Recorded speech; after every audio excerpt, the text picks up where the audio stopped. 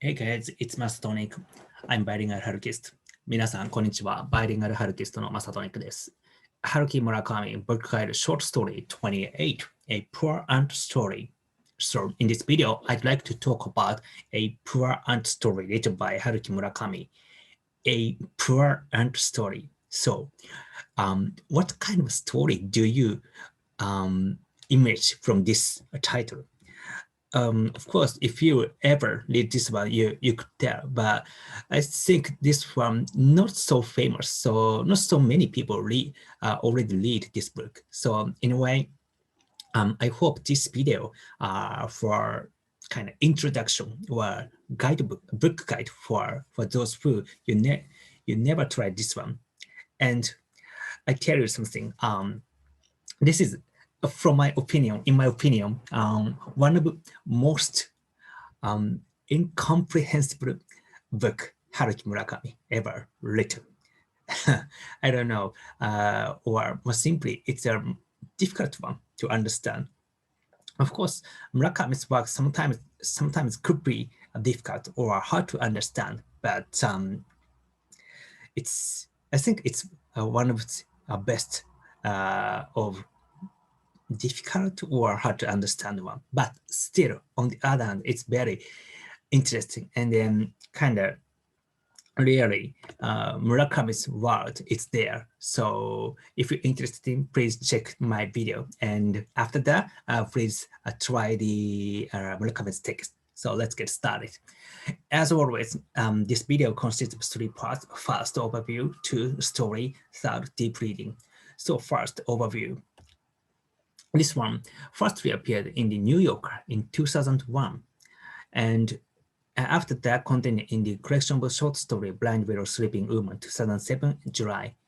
And in Japan, this original text first reappeared in the A Slow Boat to China. It's a collection of short stories and Murakami's first short story collection in Japan. It's published in 1983 May. And this short story consists of 4 chapters, and the 4 chapters of a Poor Ant Story. So it's very kind of interesting way.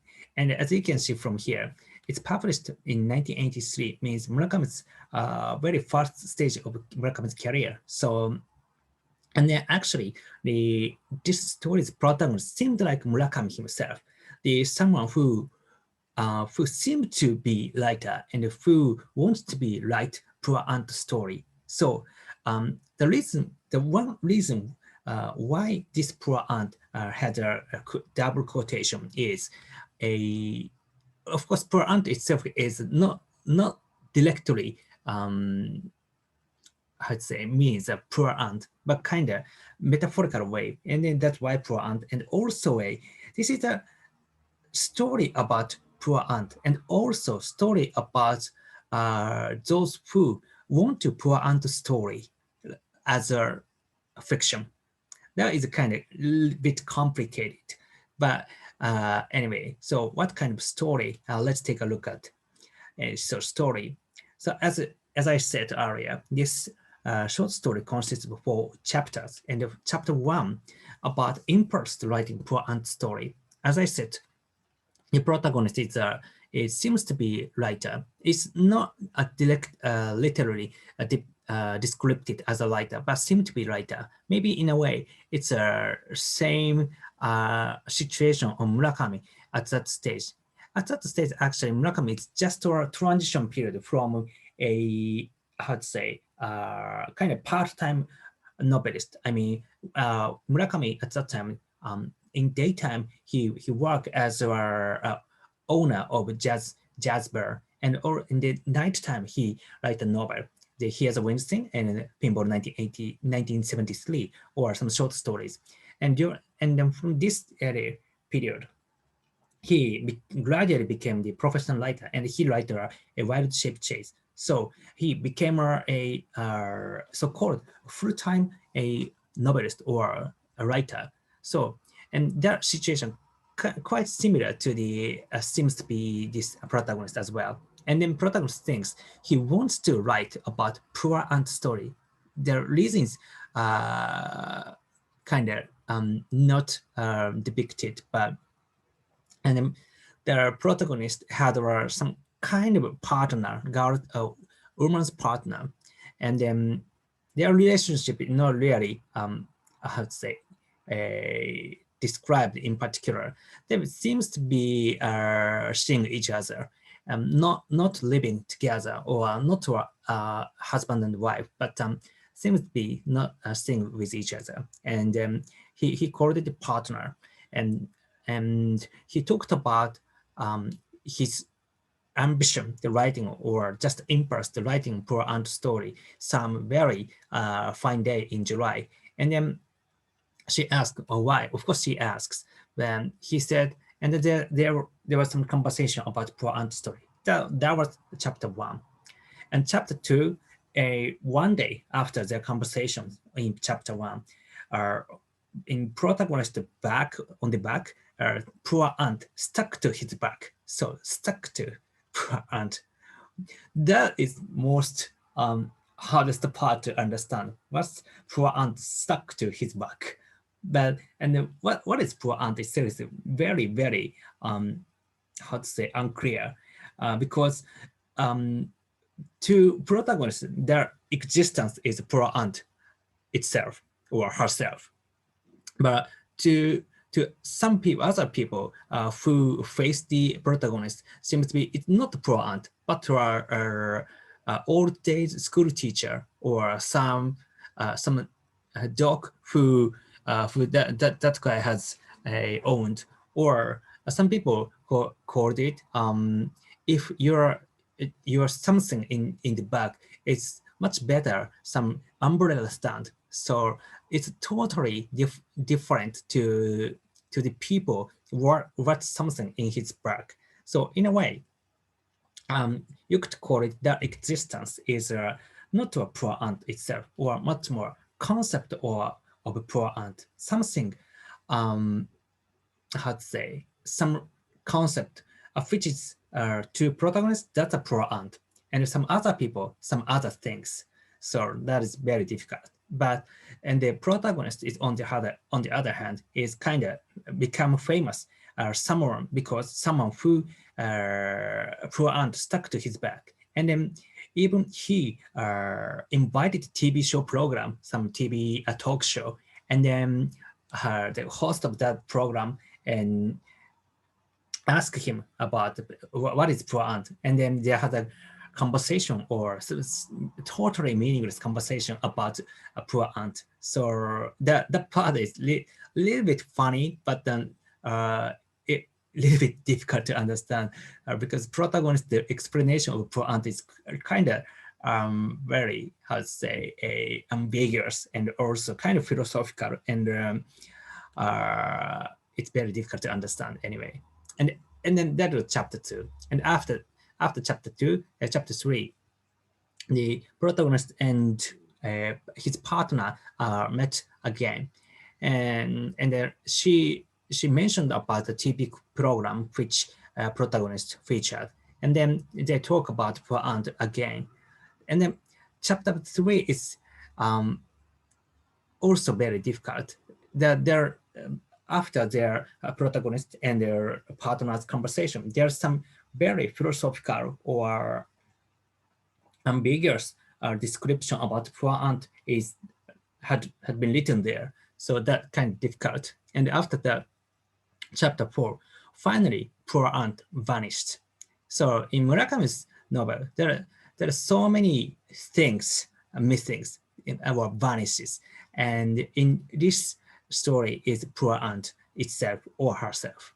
And the reason why poor aunt had vanished is unclear, but it's just right before poor aunt had vanished, there's some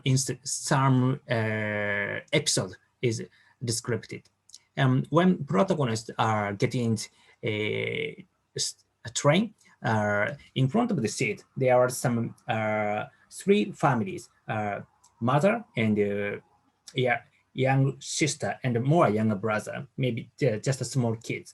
And then at first they are just sitting at there, and the younger kid, a younger boy, snatched her all elder sister's kind hat, and he just playing with her cat, and then uh, that had playing is kind of very rude. So uh, the sisters thinks worried about her cats because maybe that boy ruined her cats. So at first she asked her mother, "Please stop he doing that praying my hat." But mother was at that time kind of very exhausted, you know. Actually, I have my own kids, and he's just about 8 months, but still raising children is kind of quite tired. Even me and my wife doing the raising kids, but still it's so sometimes so exhausted. So in that case, mother had two kids, and maybe father is working outside in daytime, so she have to care about two kids. It's obviously she tired, exhausted. So at first, just Hannah, she doesn't take her daughter's request seriously. So, and then the boy still continue to fling his sister's head. And then suddenly the daughter stood up and in front of the boy and let's say just a sprunk or how to say it, hit his cheek.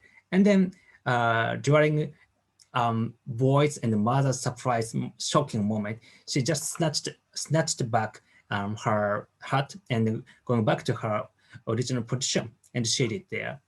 And then they're shocked, especially the boys, very shocked because the one thing is so surprised, and also the pain in her hit. So naturally, he started to crying out aloud. And then, of course, there her movement and the voice, such a loud voice crying, makes her much more irritated. And then, of course, she kind of she offends her daughter, not instead of her boy. And then she pointed out to the opposite side of the train seat, which is naturally to the direction of protagonist. And the goes there, girl, there's someone not I say be quiet. It's not our family's kids. And then she really getting mad. And then at first the yeah a daughter ignored her mother's their direction, but finally she gave up and she moved to the opposite side, which is the protagonist side, and she sit side of protagonist, and then kind of crying. Then and during the process, protagonist, of course, protagonist recognize it's not her fault. Basically, the boys are bad, and also mother's attitude not so good. So he wants to console him, but console her, but just pat it on her. Never mind, it's none of your fault. But of course, he can't do it because there's totally stranger guy as how to say spot of such a younger girl is quite unnatural in Japan. So just he's just be quiet. And after that episode, such watching the how to say their quarrel, some and then get off the train, he suddenly noticed the poor aunt had vanished. So the reason the how to say connection is unclear, but the episode obviously make poor aunt existence vanished. And after that, he suddenly want to call uh, his partner and want to see right just right now, but she just she's too tired and sleep at that time, So she said she can't see him, and and but after take some sleep. After that, please we can see with each other, and then hang up. So and then after that, some how to say final section is about world of poor ant, and also suddenly this word is appeared 10,000 years time. So 10,000 years time. Someday in the future, like 10,000 years time after, there could have the word of poor ant, and then he could become a poet of poor ant world, but there is a far distance, like 10,000 years from now. So before until then, there was a lot of millions of nights he had to pass. That's the final part of it. So this is the story of poor ant. What do you think? Incomprehensible, or but still seem to be interesting. So, but of course, it's just a kind of summary of a story. So, but when you read Murakami's original text, of course, much more interesting, because just telling a story or summarized story itself is, and reading novel is totally different experience. So if you're interested in this kind of story, or just want to know how Murakami write this story in Murakami's way, so please take a look at his original text. And with reading, here's my tips from me: deep reading. So let's think about time of 10,000 years. So 10,000 years is quite how to say, interesting way to put it. What that means, 10,000 years? I mentioned as almost final part of this novel feature this worm, 10,000 years. But also in chapter 3, it mentioned about 10,000 years. So let's think about what is the meaning of the 10,000 years. And second, also think about, so what is poor ant? So this title is the Emperor Ant story, and then basically, and also this is a story about someone who wants to write about poor ant story, and then who the poor ant stuck to his back. The concept or metaphor, I don't, it's ambiguous. So what is poor ant? Let's think about that. So this is quite difficult to have to say a question, or it's difficult to think about right answer. The third one is much more right one. But if you not live in Japan, it's in these days very difficult to visit Japan. But in the someday in the future, if this situation had recovered from this pandemic, please visit Japan and let's visit bronze unicorns at the picture gallery. It's not depicted where this picture gallery and the bronze unicorn located. It's actually located in Aoyama, Tokyo, and Aoyama is a place where Murakami used to live, and now still he seems to have a office near neighborhood in Aoyama. Now, at that time, Murakami's, like I said, at that time, Murakami had his own jazz bar that located near Aoyama, much more precisely, Sendagaya Station. Yes, recently there's a Olympic stadium is there, and also a Jingu Stadium. If you ring the bell about Jingu Stadium, you are quite Murakami's fan because Jingu Stadium is a kind of holy place for someone who really like Murakami, because when he watching the baseball in Jingu Stadium, he suddenly thought, oh, I can write a novel. This is a moment a novelist Murakami has born. So the holy place is Jingu Stadium, and they're located near Aoyama. And then just next to Jingu Stadium, there's a picture gallery. And there also in front of the picture gallery, there's a bronze unicorns. It's been there just like right side of Jingu Stadium. So, and when you have a chance, or if you um, live in Japan and never been to this area, I highly recommend it. It's kind of very picturesque and very photogenic places. It's located near, when you take a subway, Aoyama Ichome station is most close by. And also there, you can find it very easily. So picture gallery and the unicorns. It's really nice place. And then speaking of unicorns, it's a kind of symbols of another Murakami's very famous one, The End of the World and Hardboiled Wonderland. Their unicorn is a kind of key theme of that novel. So in a way, you can, and also in The End of the World and Hardboiled Wonderland, the Aoyama is a quite important place. Basically, same main stage of the novel is Aoyama and the underground of Aoyama. So in a way, very Murakami's place. So if you have a chance or opportunity, it's very good way to enjoy the, how to say, atmosphere of the novel. Especially in this case, the very beginning part of the apoorauntstory story is took place in front of the picture gallery. There was unicorns. So if you have opportunity, please take a visit, but beware about poor ant. Right. So thank you for watching my video, and if you like it, please give me a good rate, and I'm appreciate if you subscribe my channel.